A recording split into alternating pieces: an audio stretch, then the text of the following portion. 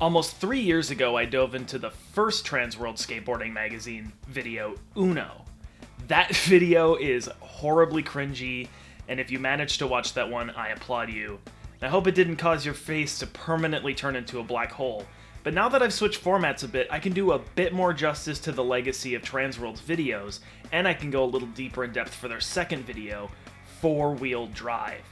4-Wheel Drive was released in 1996, the same year as Uno, and mainly produced by Ted Newsom, who along with producing the first 2 TransWorld videos, worked on many things, including production for Built to Shred, Jeff King's old Fuel TV show, web series, videos for Street League and Red Bull TV, producing video pieces for LA's soccer team, directing some music videos, and even working on some Doritos commercials for Super Bowls. This intro is strange. It's just some film intro and then some shots of what looks like a painted RC car, interrupted by text blurbs on screen. The intro tells you that the video mainly features Max Schaaf, Jerry Fowler, Reese Forbes, Rune Glifberg, Tom Boyle, Andrew Reynolds, Kris Markovich, Steve Berra, and Jeremy Wray. The intro ends with some dude spinning around in a towel. I have no clue, dude. The first part in this video belongs to Steve Berra. We all know who Steve Berra is. Okay, get ready. But before Steve decided to take the role of making a fool of himself daily on the interwebs, he skated for Foundation during the time of this video, and now we're going to take a look inside this part. Steve's first clip is a double stair line with a frontside 180 to a fakie ollie. I'm not even gonna lie, ollieing up onto this table to do this 50-50 where you have to pop off before the wall is actually really sick.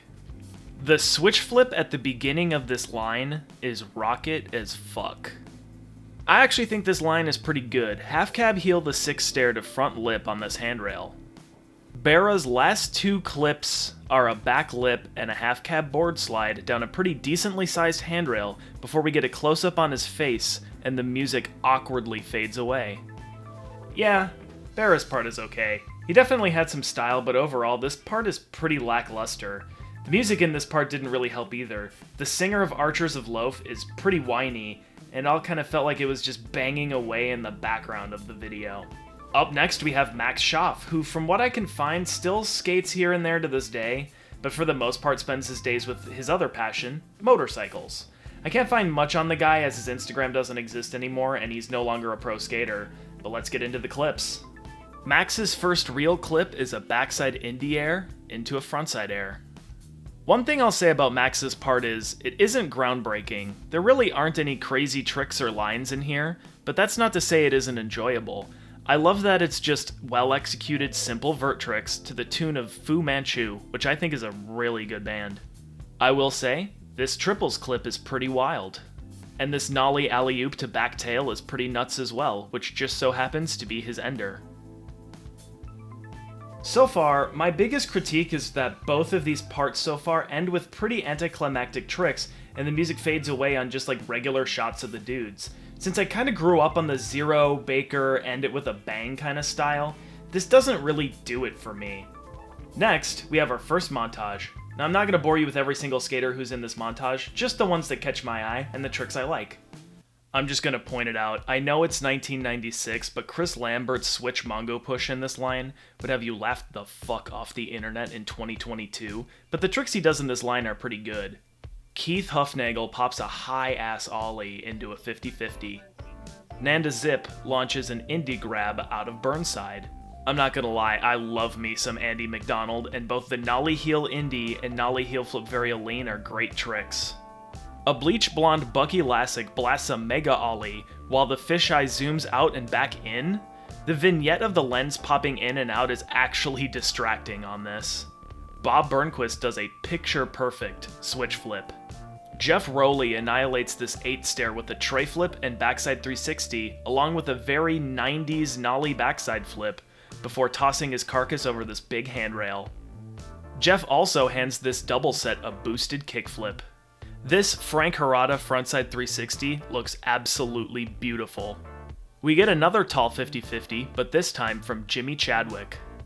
Heath Kirchart ends this section with a tray flip over the same rail Frank Harada skated earlier. I honestly thought the frontside 360 looked a lot cooler than this tray flip, but that's just me. No disrespect to Heath, of course. This tray flip was really nice. After the montage, we get a part from Jerry Fowler, who quit skating professionally in 2013 due to conflicts with his current gig, which is as an EMT and ambulance driver. Wow, I've only reviewed 3 skate videos on my channel now, and I already have 2 skaters who work in the medical field. That's pretty insane. Jerry's first clip is a line, starting with a backside 50-50 on a flat bar, a tray flip on flat, and a lip slide to fakie on the same flat bar. Frame by frame, I noticed that Jerry grinds up a good chunk of this quarter pipe-esque rail. That's pretty rad.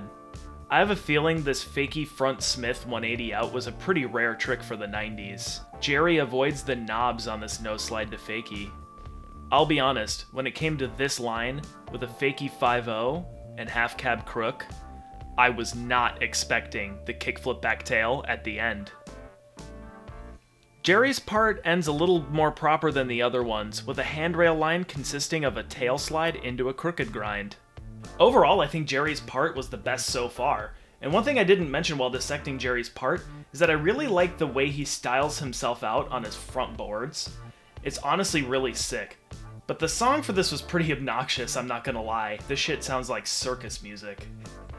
Up next we have Reese Forbes, who has a LinkedIn page. I actually love seeing skaters with LinkedIn pages. It makes me feel like not everyone was an alcoholic dirtbag.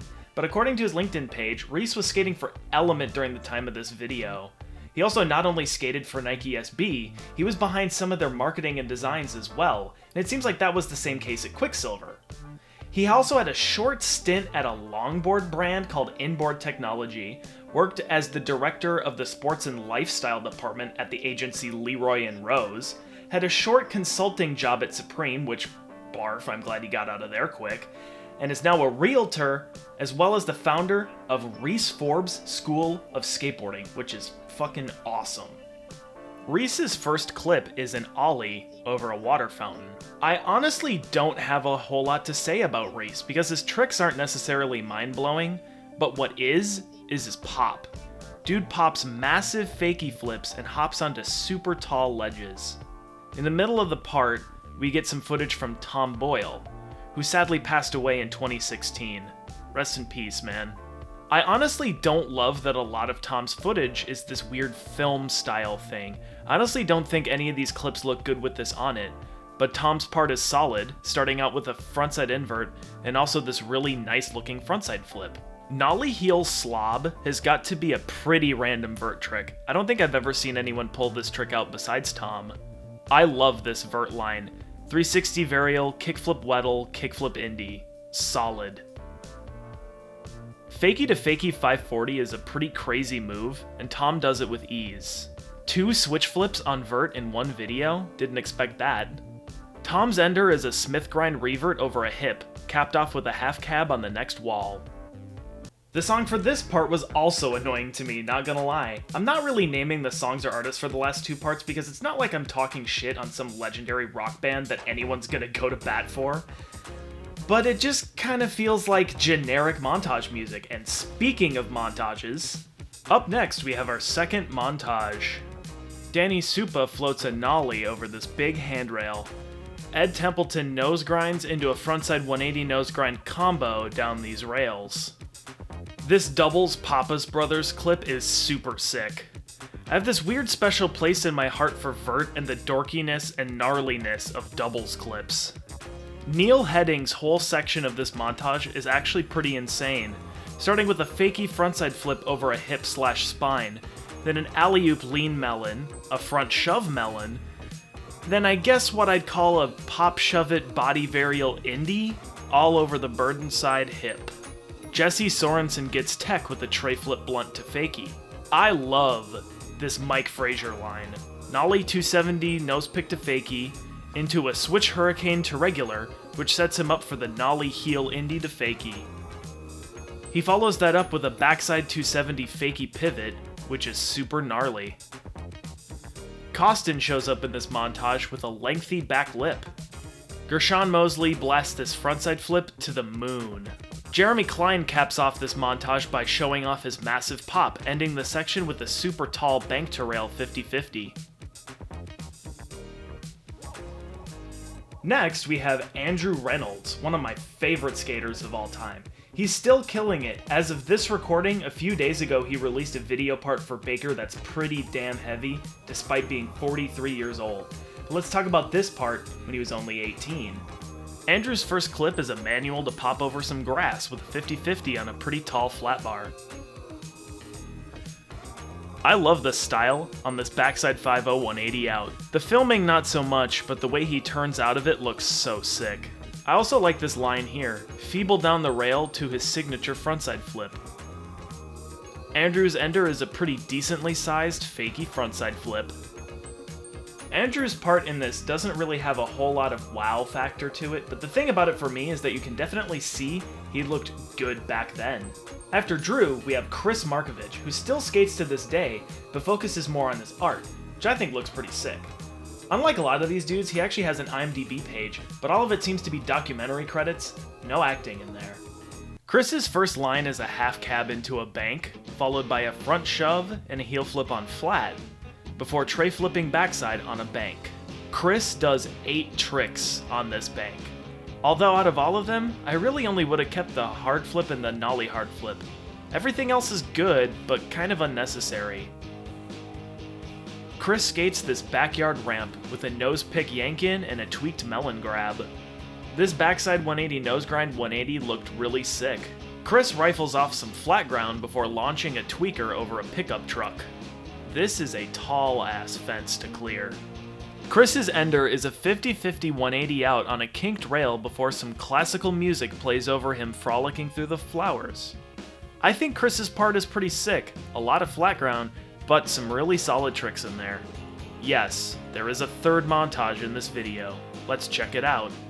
This montage starts off with a Willie Santos marathon line, starting with a 5-0 180 on a ledge, backside big spin up a crack, a fakey front nose on a ledge, a blunt slide on a down ledge, finishing it off with a pretty tall front board. I actually really dig this Laban Phidias finger flip clip with all the boys chilling in the water. This Shenny Junganon fakey 50-50 is sick. Fakey rail tricks were rare in the mid-90s, especially this long. Tony Hawk makes an appearance, and I love the backside flip no grab, the frontside cab, and the kickflip varial indie he throws down. Mark Johnson throws down a pretty big nollie front board and ends this montage with a tray flip lip slide, which is nuts.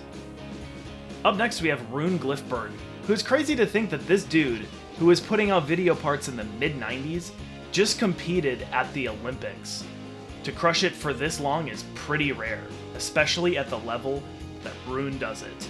Rune's first clip is a picture-perfect caballerial in a pool. This clip might not be crazy groundbreaking, but it shows how proper Rune was even back in the 90s. The tweak on the stalefish and the tuck knee on the kickflip indie are proof that Rune does it right. This vert line looks like it's going to be some pretty basic moves, up until he throws an alley-oop cab heel flip indie over the hip. This pool frontside heel flip air was pretty insane. Rune's ender is a Smith grind into a backside nose pick at Burnside, which, yeah, I get that this part of Burnside is really hard to skate, but it kinda seems like a lackluster ender for his part considering the other hammers he throws. Last part was given to Jeremy Wray, who still skates and makes art. He owns his own brand called Ray Bros, who he used to do with his brother Jonas, who sadly passed away in April of 2021. And I found out from his LinkedIn page that Jeremy also was the talent coordinator for Jeff King's Fuel TV show Built to Shred in 2011. Which I love because it was a skate show on television that didn't have the weird MTV shit attached to it. Jeremy's first clip is a pretty long line, with an ollie over a sign, to a kickflip and a nollie flip on flat, to a 180 up a curb, and finishes it off with a fakey back tail on the outside of Jaquan with a switch flip at the end. This frontside 360 over this grass gap is like every other frontside 360 Jeremy does, absolutely flawless and full of style. This line is sick. Fakey heel flip over the bench to half cab manual 180 on a picnic table. This Switch Smith 180 was rad, and had to be a pretty rare move at the time. Hell, it's still pretty rare now. Jeremy launches an ollie over a parking meter at Jaquan. Another rare ledge move from Jeremy, the fakey heel nose grind. This one's super awkward, and makes sense that we don't see it very much. Jeremy's last clip is a line, where he nose grinds a pretty tall ledge, frontside flips on flat, fakey front noses a ledge, then nose manuals a long mani pad, ending with a kickflip off a curb where he lifts his back foot off.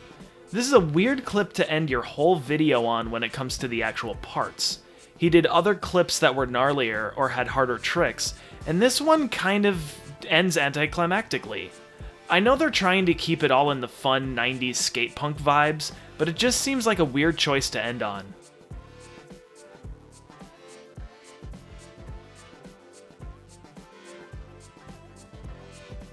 This video's executive producers were Larry Balma, Brian Selstrom, and Peggy Cousins. Larry Balma was the co-founder of TransWorld and Tracker Trucks, and Peggy Cousins is now a realtor. A Google search for Brian Selstrom revealed nothing. This video also had some production help from Atiba Jefferson, who most skateboarders probably know as the skate photographer who also shot photos of Kobe, but he's done a lot more than that. Just look at his website. He's taken photos of skaters, rappers, athletes, models, etc. Dave Swift also seemed to have a pretty big hand in this project. It's hard to give these dudes titles, since the credits kind of give them joke titles, but he seems to still be taking photos for skateboarding up to this day. There were a lot of filmers involved in this project, all of which on this page seem to still be working in skateboarding in some way, which is incredible for an almost 26-year-old video. The last clip of this whole video is Dane Brummett, who according to a Google search, TransWorld spelled his name wrong. There's a Y in Dane. Backlipping a rail.